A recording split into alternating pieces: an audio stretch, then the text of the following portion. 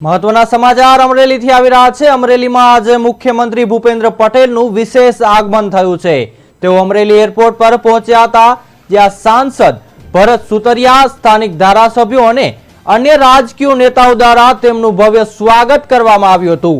મુખ્યમંત્રી અનુકંપા ફાઉન્ડેશન દ્વારા આયોજિત तीर्थयात्रा बसोने प्रस्थान करावशे। आ उपरांत अमर डेरी खाते योजनारी साधारण सभामां पण तेओ उपस्थित रहेशे।